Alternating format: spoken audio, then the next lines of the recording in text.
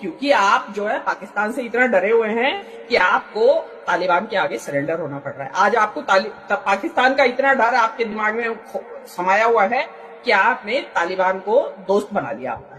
कि ऐसी क्या आफत आ गई, मतलब कौन है तालिबान के पास, ऐसा क्या साधन है, मतलब पाकिस्तान से डरने के लिए, लड़ने के लिए आपको एक यही मिला था। सिंदूर ऑपरेशन चलाया गया तो हमारे आसपास कोई नहीं था। हमारी एक तरफ यही तालिबानी सरकार के लोग थे और दूसरी तरफ इजराइल के लोग थे, और दोनों ही आतंकवाद की भाषा को समझते और परखते हैं। अगर हमारा कोई दोस्त नहीं होगा राय साहब, तो क्या हम गंदे लोगों का, वाहियात लोगों के साथ खड़े हो जाएंगे क्या? यही मिला था। अरे ये तालिबान ही मिला था आपको नहीं कि और इतने कमजोर तो मैम हम तब नहीं थे जब हमें आजादी मिली थी और हमारे पास कोई संसाधन नहीं था। इतने कमजोर तो हम तब नहीं थे। हमें पाकिस्तान से लड़ने के लिए अगर अफगानिस्तान और तालिबान की जरूरत पड़ने लग जाए, और हम दावे रोज विश्वगुरु बनने के करते हैं।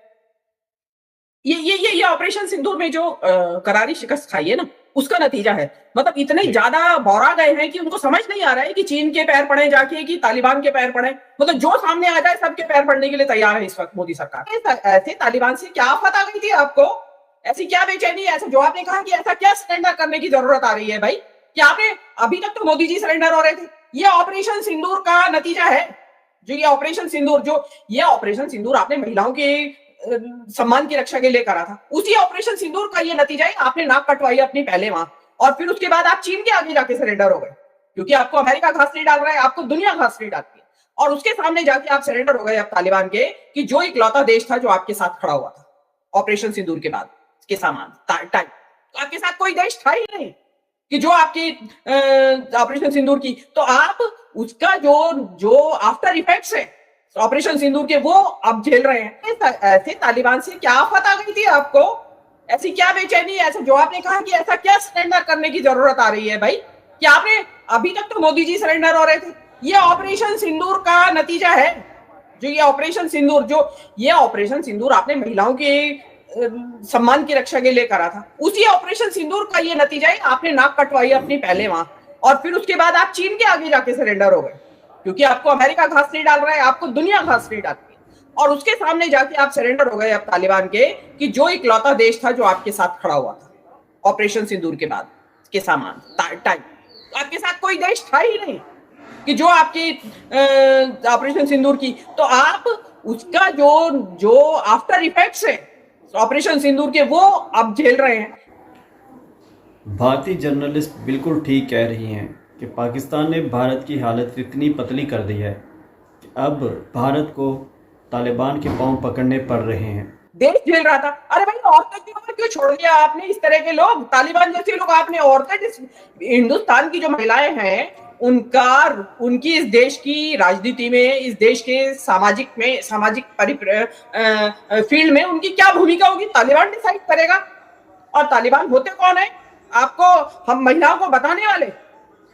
जो बिल्कुल सही कहा मेरे जो महिला, जो आपने लीडर्स के उन्होंने सुनाए हैं आपने, उसमें उन्होंने बिल्कुल सही कहा कि आप जो हैं, जो उसमें पुरुष गए थे, जो पुरुष पत्रकार थे, उनको इमीडिएट बॉयकॉट करके आ जाना चाहिए था। वो किस लालच में बैठे थे वहां? मतलब अफगानिस्तान की ट्रिप लेना चाहते हैं क्या वो? अफगानिस्तान की नागरिकता चाहते हैं क्या? मतलब ये कहां मांग रहे हैं हम भाई?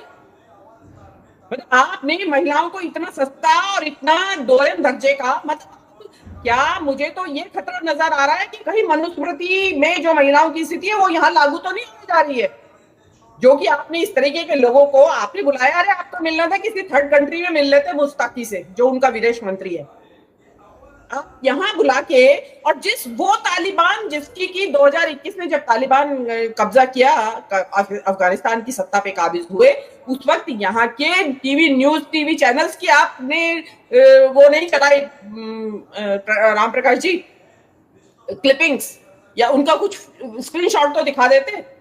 ये एबीवीपी की रूबिका लियाकत, सुधीर चौधरी क्या क्या कर रहे थे, तालिबान को गालियां दे रहे थे दुनिया भर की। आज वही तालिबान इनका के सामने सरेंडर हो गए और महिलाओं के मामले में जो आप बात क्या करते हैं, मतलब आप इसका मतलब दिखावटी, क्योंकि आपको लगता है जैसे आप विदेशों में जाके गांधी के सामने नतमस्तक होते हैं, ऐसे ही आप अपनी इमेज बनाने के लिए, मैं I am so liberal, I am so modern in my thinking, कि मैं महिलाओं को ये सम्मान देता हूं, और आप एक अरे आपने अलाउ कैसे होने दिया? जब आपके कंट्रोल में पूरी देश की मीडिया है, तो उस मीडिया को क्यों नहीं आपने इंस्ट्रक्शन दिए कि बाहर आ जाइए तुरंत? कोई नहीं करेगा इनकी। लेकिन क्योंकि आप जो है पाकिस्तान से इतना डरे हुए हैं कि आपको तालिबान के आगे सरेंडर होना पड़ रहा है। आज आपको पाकिस्तान का इतना डर आपके दिमाग में समाया हुआ है कि आपने तालिबान को दोस्त बना लिया। तो आप महिलाओं को जो आप जो कहते हैं ना, बेटी बढ़ाओ, जो आपने बताया अभी की लड़की बहना और माँ का सम्मान, मातृवंदन, माँ को गाली दे दी तो पूरा देश बंद कॉल दे दी जाएगी, माँ को गाली दे दी गई है अगर तो। लेकिन यहाँ स्त्रियों को गाली दी गई है, जो आपने कहा पत्रकार महिलाओं को, इससे बड़ा अपमान हो सकता है कोई? हाँ, एक बात जरूर इस सारे प्रकरण में सराहनीय हुई है, वो, लेकिन सराहनीय ये हुई है वो मोदी जी के लिए, विश्व गुरु साहब के लिए तो बड़ी शर्म से डूब मरने की बात है। एक आदिम युग में जीने वाला तालिबान, जो पुराने पता नहीं कौन से कबीलाई जीवन जी रहा है, उसका विदेश मंत्री प्रेस कॉन्फ्रेंस कर रहा है। हमारे वाले को तो 11 साल हो गए, उनको विश्व गुरु 56 इंच के हैं, उनकी आज तक हिम्मत नहीं हुई कि वो एक प्रेस कॉन्फ्रेंस कर ले। तो एक ये इसका बस प्लस पॉइंट जो है कि वो उसमें सारा दिखाई देता है। और रही एम्बेसी की बात, वहां एम्बेसी जो है, जो दिल्ली में जिस टाइम एम्बेसी है, वो तालिबान के कब्जे में नहीं है, वो अशरफ गनी सरकार के कुछ डिप्लोमेट्स चला रहे हैं। और जब ये अशरफ गनी वहां प्रेस कॉन्फ्रेंस करने पहुंचे, तो उन्होंने विरोध किया इस प्रेस कॉन्फ्रेंस का। जो वहां के डिप्लोमेट्स हैं, उसमें गिने चुने हैं कुछ 2-4, उन्होंने विरोध किया, और उनके विरोध के बावजूद भी होनी थी वहां प्रेस कॉन्फ्रेंस, वो हुई। और उसके बाद उन्होंने अपने जो तालिबान का झंडा है उसको लगाया। तालिबान का झंडा वहां लगाने का मतलब क्या है? क्योंकि वहां पे अभी भी पुराना झंडा लहरा रहा है तालिबान का, अफगानिस्तान का तिरंगा 3 रंग का है, हाँ, अफगानिस्तान का। और इन्होंने वहां पे अपना झंडा वहां जाके लहराया। उससे ये पता चलता है कि वहां का जो इंटरनल झगड़ा है वो हिंदुस्तान की जमीन पे लड़ा जा रहा है। आप ये देखिए, एम्बेसी में जो लड़ाई हो रही है झंडा लगा के अपनी वहां पे अपना वर्चस्व बताने की, तो वो लड़ाई मोदी जी अलाउ करने यहाँ करने की। महिलाओं की बात तो चलो, महिलाएं तो आपके लिए धूल मिट्टी से भी बेकार, बदतर। आपके यहाँ उनकी वर्चस्व की लड़ाई वहां चल रही है। तो ये चीज है। और ये जो महिलाओं का जो दलितों के बाद आज महिलाओं का नंबर आ गया है, तो बिल्कुल जो दलित और महिलाएं सबसे बड़ी शिकार होंगी इस देश में मनुस्मृति के शासन की। और आप इंतजार करें, महिलाएं करें, हमारी तो खाली पत्रकार महिलाओं की अपमान की बात थोड़ी है, तो पूरी पत्रकार महिलाएं जो है सारी महिलाओं के अपमान की बात है। तो इसके लिए तो बोलना पड़ेगा, मोदी जी को जवाब देना पड़ेगा, चुप रहने से काम नहीं चलेगा। प्रेस कॉन्फ्रेंस करिए इसी मुद्दे पे मोदी जी। मीनू मैम, जो अभी पासा सर ने एक चीज का जिक्र किया कि भाई उनके यहाँ ये स्थितियां हैं, तो उनके यहाँ क्या स्थितियां हैं, हम भाई वो अपना समझे, हमारे यहाँ आकर के वो कैसे तय करेंगे? भाई अगर मैं आपके घर पहुंचू खाना खाने, तो मैं थोड़ी तय करूंगा कि आप मुझे क्या ही खिलाएंगे। आप अगर वेजिटेरियन नहीं हैं, आप माफ करिएगा, अगर आप नॉनवेज नहीं खाते हैं, तो मुझे नॉनवेज क्यों खिलाएंगे अपने घर में आप?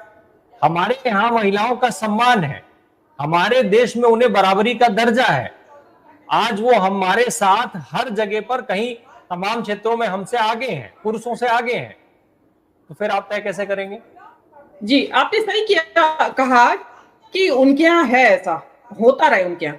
साउथ अफ्रीका में ब्लैक्स के साथ डिस्क्रिमिनेशन होता था, अपार्थाइड कहते हैं जिसको, वो होता था। तो इंडिया का कोई उनके साथ ना डिप्लोमेटिक रिलेशन था, ना कोई लेन देन था, ना आना जाना था। जिनकी आप पॉलिसी को, जो जबकि यहाँ भी कहा जा सकता है कि वो तो इंटरनल पॉलिसी थी साउथ अफ्रीका की, वो काले लोगों के साथ जैसा दुर्व्यवहार करते थे या भेदभाव था, तो हमें क्या लेना देना, लेकिन था लेना देना ह्यूमैनिटी। अभी क्या है, जो जिस वसुधैव कुटुंबकम की बात जो कर रहे हैं ना, वो यही वसुधैव कुटुंबकम होता है कि दूसरे के घर में जो पॉलिटिकली जो हो रहा है वो सही है, लेकिन मानवता के ऊपर जो अत्याचार हो रहा है, क्योंकि जो अमानवीय अत्याचार वहां होते थे उसके विरोध में हमारा कोई रिलेशन ही नहीं था। जब वो आजादी मिल गई, नेल्सन मंडेला की सरकार वगैरह वहां बन गई, तो हमारा फुल डिप्लोमेटिक रिलेशन, और आज तक वो जारी है। तो इसी तरीके से पाशा साहब शायद बेटर इसको एक्सप्लेन करेंगे कि ऐसी क्या आफत आ गई, मतलब कौन है तालिबान के पास ऐसा क्या साधन है? मतलब पाकिस्तान से डरने के लिए, लड़ने के लिए आपको एक यही मिला था, अरे ये तालिबान ही मिला था आपको नहीं, कि और इतने कमजोर तो मैम हम तब नहीं थे जब हमें आजादी मिली थी और हमारे पास कोई संसाधन नहीं था। इतने कमजोर तो हम तब नहीं थे। हमें पाकिस्तान से लड़ने के लिए अगर अफगानिस्तान और तालिबान की जरूरत पड़ने लग जाए, और हम दावे रोज विश्वगुरु बनने के करते हैं। ये ऑपरेशन सिंदूर में जो करारी शिकस्त खाई है ना, उसका नतीजा है। मतलब इतने ज्यादा बौरा गए हैं कि उनको समझ नहीं आ रहा है कि चीन के पैर पड़े जाके कि तालिबान के पैर पड़े। मतलब जो सामने आ जाए सबके पैर पड़ने के लिए तैयार है इस वक्त मोदी सरकार। ये इस देश की विदेश नीति के लिए, देश के सम्मान के लिए, औरतों का सम्मान तो आप पीछे छोड़ दीजिए, उनको तो पीछे रख दीजिए आप। इस वक्त देश के सम्मान की भी तो बात है। आप उसी तालिबान को कि जिसकी की दुनिया अभी उनको रिकॉग्निशन क्यों नहीं मिली है, जो अन्य जो टेररिज्म या उनको जो आतंकवादी यूएन वगैरह का घोषित किया है, जिस भी लिस्ट में है वो सैंक्शन लगे हुए हैं, वो एक अलग बात है। उसके अलावा ये भी जेंडर डिस्क्रिमिनेशन भी नहीं, परसिक्यूशन जो हो रहा है वहां औरतों का, उसके खिलाफ ही तो लोगों ने और सरकारों ने मान्यता नहीं दी है। हमारी मोदी सरकार जी इतने ब्रॉड माइंडेड हो गए, जो मैंने अभी पहले भी कहा कि क्या मोदी सरकार भी वहां की तरह मनुस्मृति लागू करना चाहते हैं, यहाँ पे महिलाओं को वही दर्जा देना चाहते हैं कि जो तालिबान ने दे रखा है। इससे सीधा सीधा मतलब ये निकलता है। और आपने कैसे पल्ला झाड़ लिया इस बात से कि उनकी मर्जी थी। अरे जब आपको पता है उनकी एक डिक्लेयर्ड पॉलिसी औरतें नहीं होंगी, तो आपने प्रेस कॉन्फ्रेंस के लिए उनको मना कर देते। हमारे एक दर्शक ने याद दिलाया है कि सुनिए, G20 हुआ, G20 हुआ, बाइडेन ये प्रेस कॉन्फ्रेंस करना चाहते थे, करने दी मोदी जी ने उनको? नहीं करने दी प्रेस कॉन्फ्रेंस। उन्होंने चाइना में जाके प्रेस कॉन्फ्रेंस की। हमारे दर्शक ने याद दिलाया, ये तालिबान को इतनी आजादी क्यों कि आप प्रेस कॉन्फ्रेंस करेंगे और औरतों को बाहर निकाल देंगे? बिल्कुल। ये वही महिला पत्रकार की गलती है, वहीं बैठ के नारे लगाती, वहां बैठ जाती धरने में। मोदी जी जब तक नहीं आते उठती नहीं वहां से।